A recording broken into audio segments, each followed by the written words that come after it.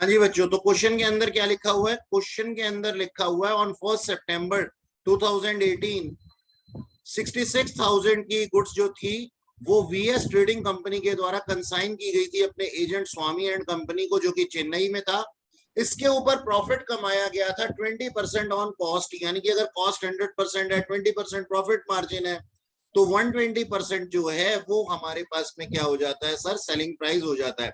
इसके अलावा लिखा हुआ है क्वेश्चन के अंदर कि वीएस कंपनी ने कुछ 2500 रुपए के चार्जेस पे किए थे। इसकी जर्नल एंट्री हो जाएगी consignment account debit to bank account.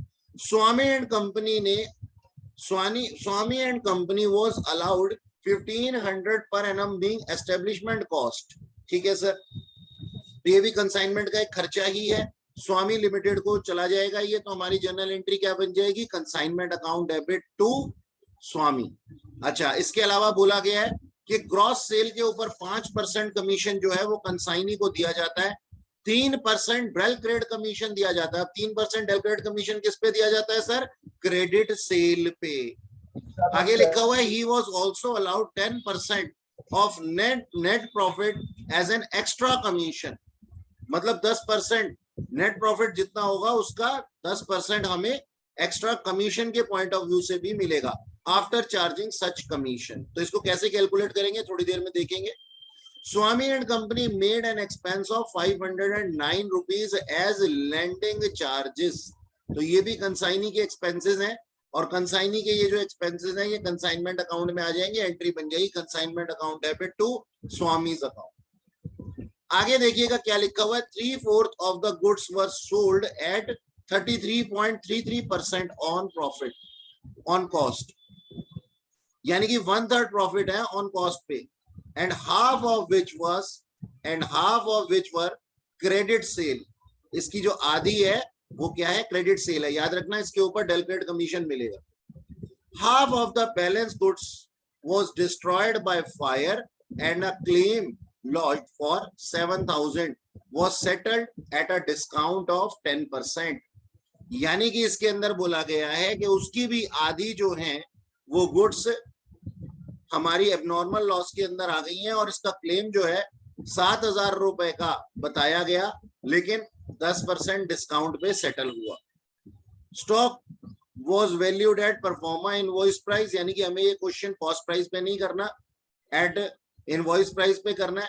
Show the consignment account and stock lost on consignment account as on 31 दिसंबर। तो ये पूरा का पूरा क्वेश्चन जो है ये हम लोगों को करना है, ये हम लोगों को करना है।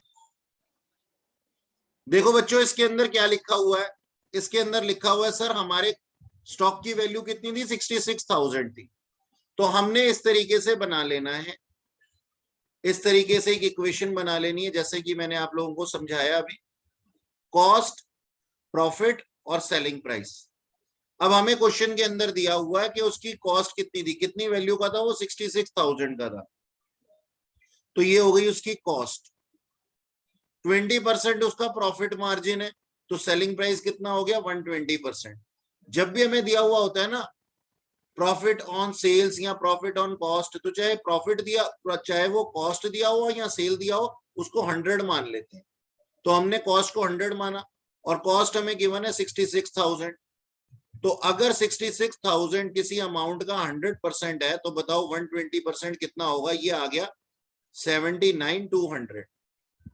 अब इन दोनों का जो डिफरेंस है, इन दोनों का जो डिफरेंस है वो कितना आ जाता है सर? 13,200 रुपए।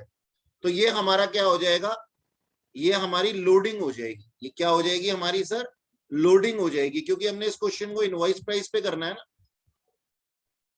तो ये हमारी लोडिंग चार्जेस हो जाएंगे। लोडिंग चार्जेस नहीं, सॉरी, लोडिंग हो जाएगी। लोडिंग का मतलब क्या है? Profit margin. अच्छा ठीक है। अब सर हमारे को क्वेश्चन में क्या बोला गया था? 3/4 ऑफ द गुड्स वाला पॉइंट जो ये आपको सबसे ज्यादा परेशान करता है। बोला गया कि सर 66,000 का जो अमाउंट था, जो एट कॉस्ट हमने भेजा है, उसमें से 3/4 जो गुड्स थी उनको हमने बेच दिया एट अ प्रॉफिट ऑफ 33.33%। ठीक है जी।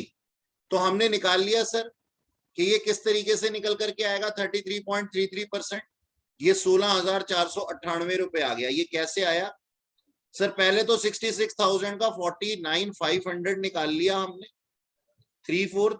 अब ये कॉस्ट पे है और इसे प्रॉफिट मार्जिन पे लेकर के जाना है। तो कॉस्ट है 49,500, ये अपने आप में है सर 100%। तो बताओ 33.33% कितना होगा?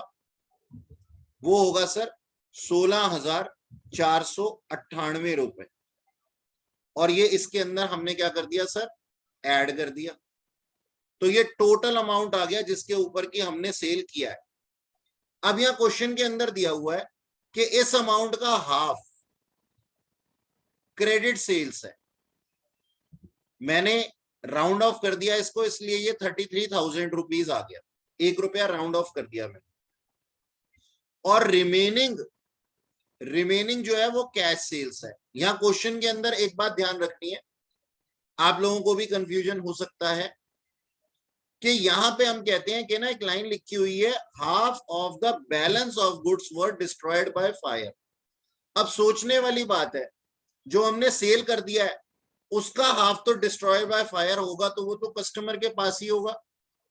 और कस्टमर के पास अगर होगा डिस्ट्रॉयड बाय फायर तो उसका हमसे कोई लेना देना नहीं है। तो हमारे को क्वेश्चन ने बोला है कि हाफ स्टॉक जो है वो डिस्ट्रॉय हुआ है, तो वो किसके पास डिस्ट्रॉय हुआ होगा सर? क्लोजिंग स्टॉक में से ही डिस्ट्रॉय हुआ होगा, रिमेनिंग में से। तो यहां पे ये बताया जा रहा है लैंग्वेज में कि क्रेडिट सेल्स कितनी थी? 33,000 रुपए की थी। और रिमेनिंग सेल्स के बारे में कुछ नहीं बोला हुआ, तो वो क्या है सर? Cash sales. अब बोला गया जो रिमेनिंग स्टॉक बचा हुआ है ना, जो बैलेंस स्टॉक बचा हुआ है, अब आप ये देखिए 3/4 का हाफ और हाफ तो हमने कैश और क्रेडिट में ले लिया। 3/4 के बाद क्या स्टॉक बचा हुआ है? 1/4 बचा हुआ है। तो 1/4 जो है वो हमारा क्लोजिंग स्टॉक था। कितना? 16,500 का। 66,000 का 1/4 कितना हो जाता है? 16,500। याद रखिएगा ये एट कॉस्ट है, क्योंकि ये भी एट कॉस्ट था। ये एट कॉस्ट था, इसके अंदर हमने प्रॉफिट मार्जिन ऐड किए थे। अच्छा, इसके बाद में ये एट कॉस्ट आया और इसमें से आधे माल के अंदर लॉस बाय फायर हुआ है। तो मैंने 8250 उसका हाफ निकाल दिया 16,500 का। वो एबनॉर्मल लॉस एट कॉस्ट है, अभी भी ये एट कॉस्ट ही है और हमें एबनॉर्मल लॉस एट कॉस्ट ही निकालना होता है। जानीब जी, मैं आपकी प्रॉब्लम अभी ले रहा हूं बेटा, 1 सेकेंड ठहरिए, पहले पूरा समझा लो। मेरे को आपकी आवाज अभी क्लियरली नहीं आ रही है, मैं अभी आपकी प्रॉब्लम लेता हूं बेटा, 1 सेकेंड ठहरिए, ठीक है? तो ये हाफ जो है ना वो लॉस बाय फायर हो गया, ये एट कॉस्ट है। और रिमेनिंग हाफ जो है वो हमारे पास में स्टॉक के अंदर बचा हुआ है, क्लोजिंग स्टॉक के अंदर बचा हुआ है। ठीक सर? अब ये सारी चीजें बनाने के बाद में, जो कि इस पॉइंट से बनी है, हमने क्या कर दिया सर? हमने कर दिया यहां पे अपना वर्किंग नोट बनाया। कंप्यूटेशन ऑफ एबनॉर्मल लॉस मैंने लिखा। एट कॉस्ट मिलता है हमारे को, एट कॉस्ट ही लिखना होता है, और कॉस्ट है उसका 8250। ठीक है, मैं जूम कर देता हूं ताकि आप लोगों को अच्छे से दिखाई दे। और फिर इसके अंदर मैंने इंक्लूड कर दिए नॉन रेकरिंग नेचर के expense by consignor and consignee. Consignor के थे 2500, कंसाइनी के थे 509। ये टोटल एक्सपेंसेस किस पे किए गए? 66,000 के कंसाइनमेंट पे किए गए। तो बताइए एबनॉर्मल लॉस जो कि 8250 है, उसके ऊपर कितने एक्सपेंस किए गए होंगे? 376। तो टोटल मेरे एबनॉर्मल लॉस कितने हो गए? 8626। अब लगे हाथों हमारे को कंप्यूटेशन कर लेनी चाहिए क्लोजिंग स्टॉक की भी। तो क्लोजिंग स्टॉक रिमेनिंग हाफ ही था, वो एट कॉस्ट दिया हुआ है 8250। इसके अंदर प्रॉफिट मार्जिन ऐड कर दूंगा। क्यों प्रॉफिट मार्जिन ऐड कर दूंगा? इसलिए ऐड कर दूंगा बेटा क्योंकि मुझे सामने इसके स्टॉक रिजर्व दिखाना है, इनवॉइस प्राइस का क्वेश्चन है। तो मैंने क्या किया सर, 8250 अगर किसी अमाउंट का 100% है तो बताइए 20% कितना होगा? 1650 आ गया, प्रॉफिट मार्जिन इंक्लूड कर दिया। और साथ में इंक्लूड कर दिए नॉन रेकरिंग नेचर के एक्सपेंडिचर कंसाइनर और कंसाइनी के, जो कि थे 2500 और 509। ठीक उसी तरीके से 376 आ गया जैसे पिछले एबनॉर्मल लॉस में आया था 376। तो मेरा क्लोजिंग स्टॉक कितना आ गया? 10,276 रुपए। याद रखिएगा इसके अंदर प्रॉफिट मार्जिन कितनी है, जो कि स्टॉक रिजर्व के नाम से जानी जाएगी, 1650 रुपए। ये हमारी डेबिट साइड पे आ जाएगी। तो ये हमारा ना प्रॉपर क्या था, वर्किंग नोट था। ये हमारा प्रॉपर वर्किंग नोट था। जो बच्चा इसको बाद में देखे, जो कि रिकॉर्डिंग देख रहा हो, वो यहाँ पे पॉज करके इसको प्रॉपरली बना सकता है। वो प्रॉपरली इसको पॉज करके बना सकता है कि सर आपको इसकी जरूरत होगी। अब यहाँ पे हमने कंसाइनमेंट अकाउंट बना लेना है। कंसाइनमेंट अकाउंट के अंदर क्या क्या चीजें आएंगी सर? सबसे पहले तो goods send on consignment account आ जाएगा। इसको थोड़ा सा और जूम कर। ठीक सर, सबसे पहली entry goods send on consignment account 79,200 after profit margin, जो हमने सबसे ऊपर निकाला था। ये देखो ये रहा 79,200। ठीक, अच्छा, अब कंसाइनर ने कुछ 2500 के एक्सपेंस खर्च किए थे, आ जाएगा सर। एंट्री क्या बन जाएगी? Consignment account debit to bank account.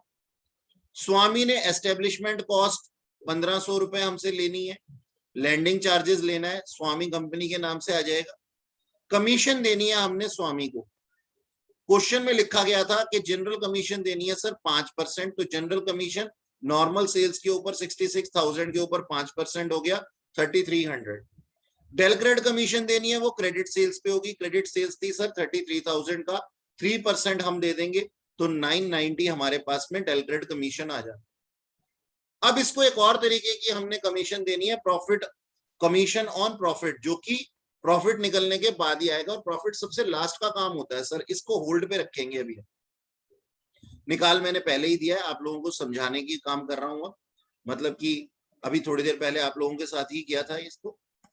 अच्छा, अब हमने कैश सेल्स और क्रेडिट सेल्स की एंट्री डाल दी स्वामी के नाम से क्रेडिट साइड पे। एबनॉर्मल लॉस जो वर्किंग नोट से आया था वो डाल दिया, और क्लोजिंग स्टॉक जो हमने वर्किंग नोट से लाए थे वो लिख दिया। ठीक सर, अब यहां पे प्रॉफिट मार्जिन लिख दूंगा। ये जो है हमारे पास में 79,200 का, इसका प्रॉफिट मार्जिन मुझे कैंसिल करना पड़ेगा क्रेडिट साइड पे लिख करके। तो इसका प्रॉफिट मार्जिन इन दोनों का सेल्स प्राइस और कॉस्ट प्राइस का डिफरेंस कितना आ जाता है? 13,200 रुपए। इसी तरीके से क्लोजिंग स्टॉक पे प्रॉफिट मार्जिन है, जो कि हमने वर्किंग नोट में अलग से लिखा भी था। वो कितना है सर? वो है 1650। इसके बाद में हमने ये क्लोजिंग स्टॉक लिख दिया 10,276 रुपए। हाँ, 10,276 रुपए के ऊपर प्रॉफिट मार्जिन हमने लिखा 1650 रुपए। अब हमारे पास में क्या आ जाता है सर? प्रॉफिट्स आ जाते हैं, जो कि मेरे पास में प्रॉफिट आ जाते हैं 8453। अब ये 8453 ना टोटल प्रॉफिट्स हैं। इसके अंदर हमारी कमीशन भी होनी चाहिए थी। भाई प्रॉफिट्स कब आते हैं? जब सारे के सारी कमीशन एक्सपेंस सब एडजस्ट हो जाते हैं। तो इसका मतलब ये प्रॉफिट अपने आप में 110% है। क्यों 110% है? भाई जो रिमेनिंग डेबिट साइड के आइटम है उनको हम 100% मान लेते हैं, और 10% हमारी कमीशन है। तो ये टोटल जो प्रॉफिट आए हैं वो अपने आप में कितना है? 110% है, क्योंकि ये दोनों जब ऐड हो जाते हैं तभी तो प्रॉफिट आते हैं ना सर। तो हम क्या कहते हैं सर? हम ये कहते हैं कि जो हमारे प्रॉफिट्स हैं ये 110% पे हैं। तो अगर 8453 किसी अमाउंट का 110% है, लीजिए जूम कर देता हूं इसको थोड़ा सा। अगर 8453 किसी अमाउंट का 110% है, तो बताइए 10% कितना होगा? वो होगा 768 रुपीस। तो हमने 768 वर्किंग नोट से इसका कमीशन निकाल दिया, और लास्ट में हमने प्रॉफिट निकाल दिए, प्रॉफिट आफ्टर कमीशन। तो वो कैसे आ जाएंगे? 8453 में से माइनस कर दो आप 768, तो आ जाता है 7685। ये हमारे नेट प्रॉफिट्स आ जाते हैं, और ये हमारा टोटल सॉल्यूशन दिया हुआ है हमारे सामने। आप इसको नोट कर सकते हैं। क्लास के बच्चे तो नोट कर ही चुके हैं। जो बच्चा रिकॉर्डिंग देखेगा वो इसको पॉज करके देख लेगा। हाँ जी बच्चों, नेक्स्ट क्वेश्चन देखिएगा। नेक्स्ट क्वेश्चन के अंदर क्या लिखा हुआ है, इसको मैंने आप लोगों के साथ ही सॉल्व किया अभी थोड़ा बहुत, और समझाने के लिए जो बच्चा बाद में रिकॉर्डेड देख रहा हो उसके लिए रिकॉर्ड भी कर रहे हैं। ठीक है, देखिए ध्यान से। Chunmun product of Kolkata consigned goods to Patil trader of Mumbai for sale at invoice price and over. Patil trader entitled to a commission of 10% on invoice price. Underline the word on invoice price, not on sales price. It is invoice price, यानी कि हम ये कहते हैं invoice price पे दिया जाएगा, और 30% दिया जाएगा del credere commission surplus price पे। ठीक है सर। अब पाटिल ट्रेडर ने क्या किया, एक्सेप्ट किया एक बिल ऑफ एक्सचेंज। ठीक है जी, जो कि ड्रॉ किया गया था चुनमुन प्रोडक्ट से, यानी कि कंसाइनर ने उनको एक बिल ऑफ एक्सचेंज लिख करके दिया था और कंसाइनी ने उसको एक्सेप्ट कर लिया, और इसका अमाउंट जो था ना वो 80% था of the invoice price. Invoice price of what? Invoice price of goods consigned. ठीक है जी, तो इसका मतलब 70,000 रुपए का सामान। अच्छा, 70,000 की बात अभी आई नहीं है।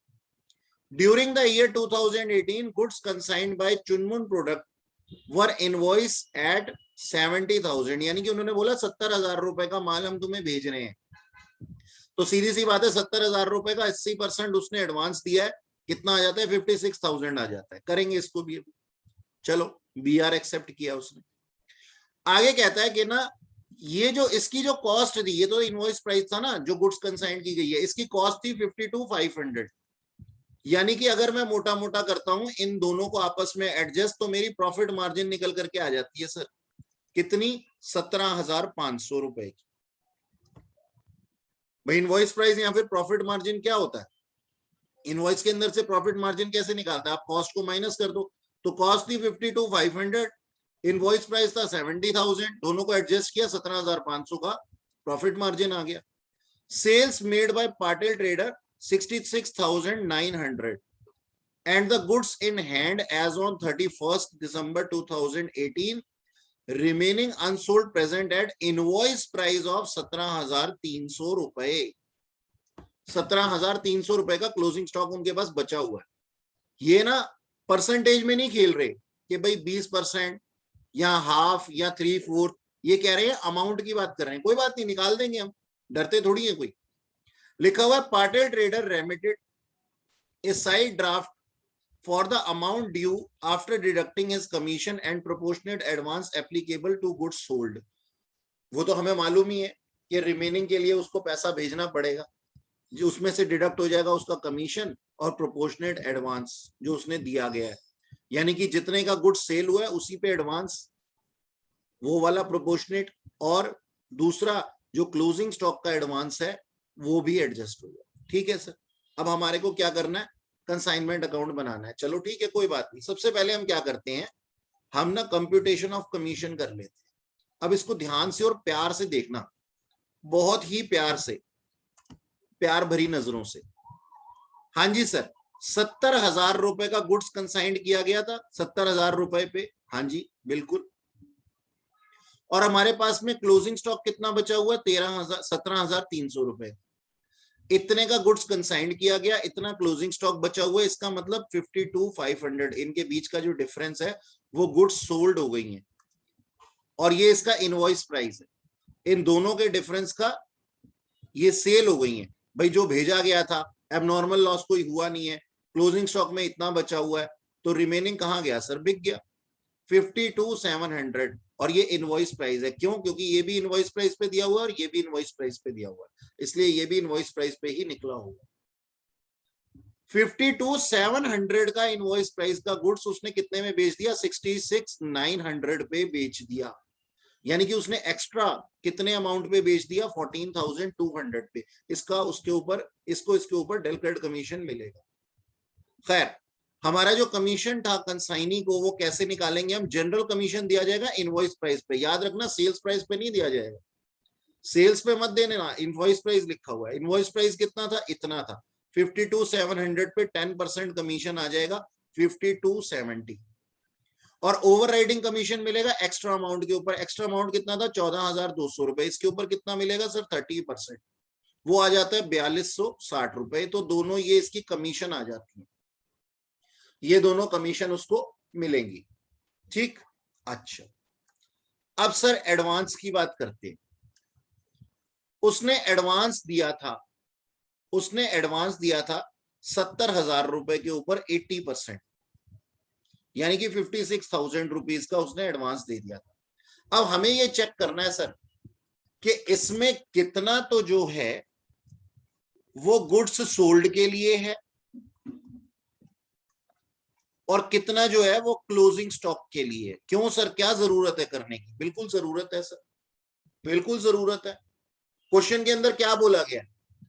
कहता है कि ना उसने रिमेनिंग अमाउंट जो है वो भेज दिया, यानी कि आप जो बैंक अकाउंट की फिगर निकालते हैं ना कंसाइनी की, उसमें एडजस्ट होगा कौन सा अमाउंट? जो गुड्स सोल्ड के ऊपर एडवांस दिया गया और जो क्लोजिंग स्टॉक के ऊपर एडवांस दिया हुआ है।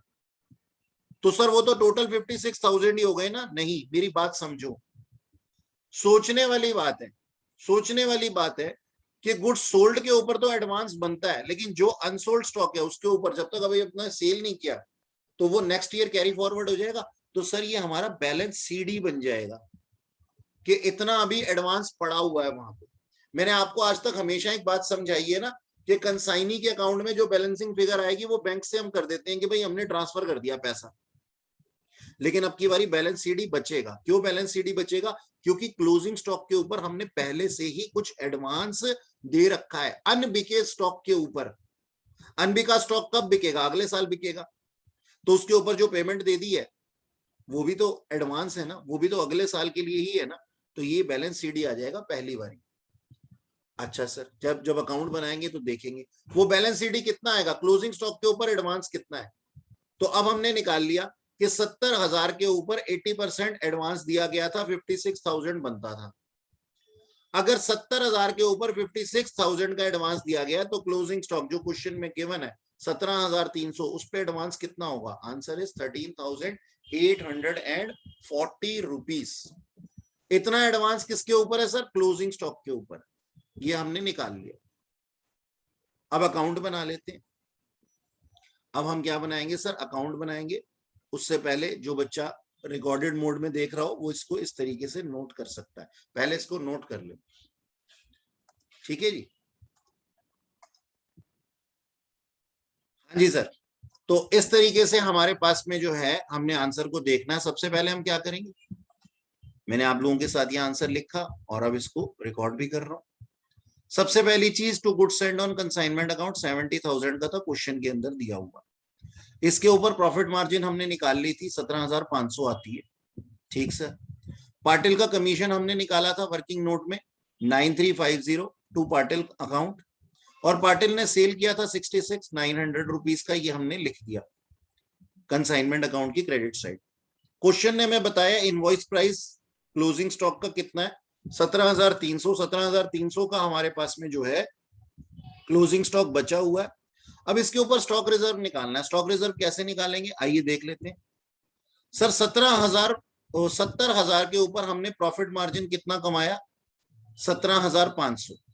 70,000 के ऊपर हमने प्रॉफिट मार्जिन कितना कमाया? 17,500। तो बताइए 17,300 के ऊपर कितना कमाएंगे, कितना प्रॉफिट मार्जिन होगा क्लोजिंग स्टॉक के ऊपर? तो जवाब है 4325। इन सबको एडजस्ट करने के बाद हमारे पास में प्रॉफिट आ जाता है जो कि ट्रांसफर हो जाएगा पीएनएल अकाउंट में 17,845 रुपए का। अब इसके बाद में कंसाइनी अकाउंट है हमारे पास में। कंसाइनी अकाउंट के अंदर थोड़ा सा ध्यान दीजिएगा। कंसाइनी की कमीशन आ जाएगी कंसाइनमेंट अकाउंट से, कंसाइनी की सेल आ गई कंसाइनमेंट अकाउंट से। बीआर जो उसने दिया था 56,000 रुपए का, जो कि 80% था 70,000 का, वो आ जाएगा। अब इसमें बीआर क्लोजिंग स्टॉक के लिए भी इंक्लूड है क्योंकि बचा हुआ माल है हमारे पास में, तो उसका 80% भी है।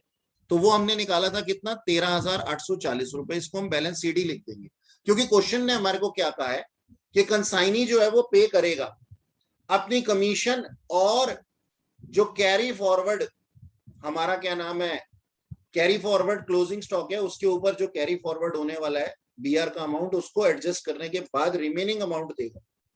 तो सर हमने इसको क्रेडिट साइड पे क्यों लिखा है? क्योंकि सोचो ना, 56,000 रुपए का हमने टोटल दिया था, क्रेडिट साइड पे लिखते थे ना, डेबिट साइड पे क्यों लिखा हमने इसको बैलेंस सीडी बना करके? क्योंकि सर हम इसको इसके अगेंस्ट कैंसिल कर रहे हैं एक तरीके से, कि ये नेक्स्ट ईयर कैरी फॉरवर्ड होने वाला है। तो अगर हमने 56,000 यहां लिख दिया और 13,840 यहां लिख दिया, और ऐसा मत करना, बहुत से बच्चे ऐसा कहते हैं कि सर 56,000 रुपए में से 13,840 माइनस करके वहां लिख दूं बीआर का। नहीं, बीआर सर टोटल अमाउंट का जितना दिया गया उसकी एंट्री होगी, और उसका कुछ पोर्शन नेक्स्ट ईयर में कैरी फॉरवर्ड होने वाला है, तो वो हमने यहाँ पे लिख दिया क्लोजिंग स्टॉक में। एक तरीके से ये कैंसिल भी हो गए अपोजिट लिखने के बाद। और रिमेनिंग क्या है हमारे पास में, बैंक अकाउंट से बैलेंसिंग फिगर आ गई, ये इसकी पेमेंट कर देगा। तो ये हमारे पास में टोटल सोल्यूशन इसका है, आप देख सकते हैं, ठीक है जी, और नोट कर सकते हैं। किसी बच्चे को कुछ पूछना हो तो पूछ सकता है।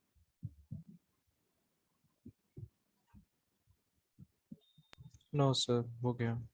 ठीक है बच्चों, दैट्स ऑल फॉर टुडे।